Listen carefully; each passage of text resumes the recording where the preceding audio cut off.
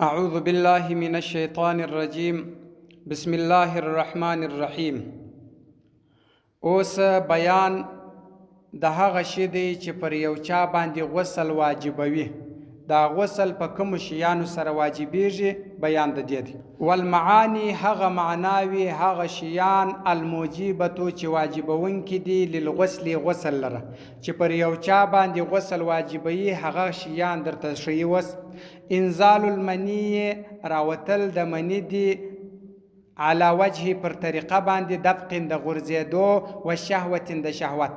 منی چې د یو چا سره راوځي هغه که نر وي که ښځه وي چې منی راوځي شهوت و خوند ورسره وي غورځېدل ورسره وي دی ټوپونه وي دغه رقم منی چې راوځي بس دا غسل واجبوي. من الرجل د نارینه څخه وي والمرأتي که د ښځې لکه څنګه چې پر نارینه باندې غسل اوړي دغه رقم پر ښځه باندې هم غسل اوړي. نو د نر او د ښځې د دواړو یادونه یې وکړل چې که چیرې د نر سره راوځي دا مني په شهوت او په غورځېدو سره که د ښځې سره راوځي.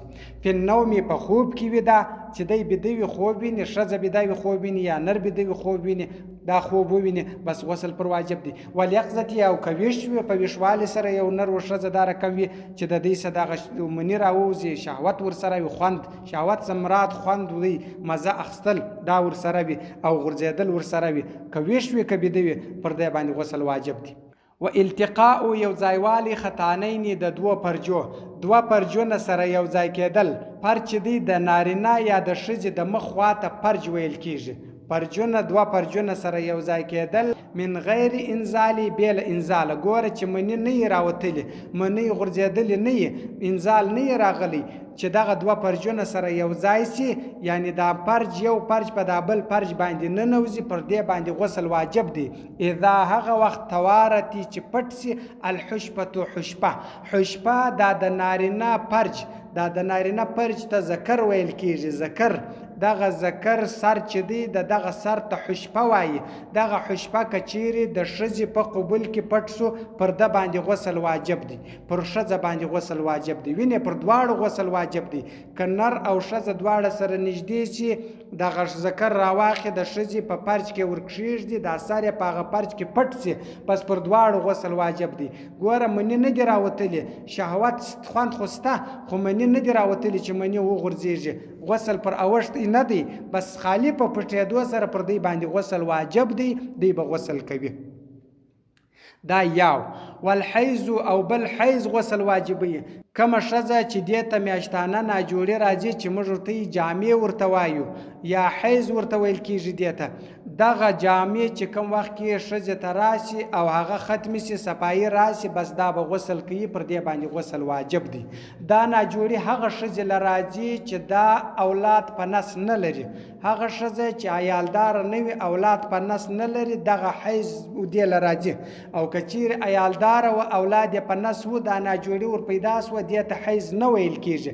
دا مرض دی دا بیا غسل کول نه غواړي د دغه عیالدارې ښځې دپاره. که چیرې دا ناجوړي ور پیدا سي دا مرض دی دا حیز نه دی. حیز د هغه ښځې دپاره دی چې دا عیالداره نه وي اولاد په نس نه لري. والنفاس او هغه ښځه چې نفاسه وي نفاسه بیا هغه ښځه بلل کېږي چې یو ښځې کشنی پیدا سي موږ ورته څلوېښتي ورته وایو ښځه په څلوېښتي کې وي چې دغه د څلوېښتۍ د ناجوړۍ شپې یې تېرې سي دا پاکه سي ناجوړي یې ختمه سي بس بیا پر دې باندې غسل واجب دی دا به غسل کوي. ګوره دغه شیانو باندې غسل واجبېږي دغه شیان په یاد ټینګ ولري. وسن رسول الله صلی الله علیه وسلم سنت دی غسل کول د نبی علیه الصلاة والسلام څخه الغسل الجمعه د جمعې د ورځې غسل د جمعې په ورځ باندې غسل کول دا سنت دی. والعیدین د اخترانو په ورځ د اختر په ورځ غسل کول دا سنت دی. و یوم العرفه د عرفات په ورځ باندې غسل کول دا سنت دی. والاحرام د احرام په د پاره غسل کول دا سنت دی. ګوره که د عرفات په ورځ حاجان و عرفات ته ځي دی غسل وکړي دا د دوی دپاره سنت دی چې دا غسل وکړي.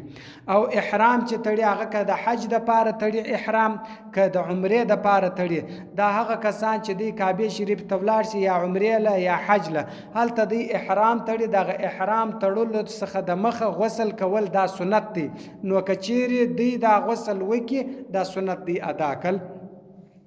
او د جمعې په ورځ و د اخترانو په ورځ باندې غسل کول کتاب کې راځي وای دا غسل د جمعې د لمانځه دپاره کیږي او یا د اختر د عیدګاه دپاره کیږي، سنتوالی د دغه لمنځو دپاره دی. خو ښه خبره دا ده چې د جمعې په ورځ باندې که سهار وکړي غسل د دا ورځې دپاره هم ښه خبره ده، که د اختر دپاره سهار وکړي هم ښه خبره ده، خو سنت به ادا کیږي. وليس نست غسل في المزي فمزيو کی والودي په ودیو کی غسل غسل وفيهما فدي دواړو کی الوضوء او دستي. وس منی چې راووځي په منی کې غسل سته، ګوره چې شهوت ورسره خوند ورسره او غورځېدل ورسره په دې باندې غسل واجبېږي. مزي او ودي، مزي او ودي یو دا رقم رونی اوبه دي چې هغه په حالت کې د ساتیري د خوند سړی په شهوت کې خو دا رونی اوبه راووځي، رونی اوبه دي په دې باندې غسل نه واجبېږي. دا خالي اودس تازه کول چې دي اودس پر دې باندې سته، اودس یې ماتېږي. که چیرې اودس درلودی دا رونی اوبه یې راووتلې دا د خوند اوبه په دې باندې اودس ماتي، او منی چې راوځي په هغو باندې غسل واجب دی، یعنی هغه د غسل د واجبېدو دپاره دی چې غسل پر واجبېږي. او په ودیو کې یا په منیو کې دا یو قسم د بولو څخه د مخه راوځي، یو قسم د بولو څخه وروسته راوځي، دا مزي او ودي په دې باندې غسل نشته. وفيهما په دغه دواړو کې بیا څه دی الوضوء او دست دی، خالی او دست تازه کی او دست په ماتیږي، بس غسل نور واجبېدل د غسل نسته باندې. صدق الله العلي العظيم وصدق رسوله النبي الكريم ونحن على ذلك من الشاهدين والشاكرين والحمد لله رب العالمين.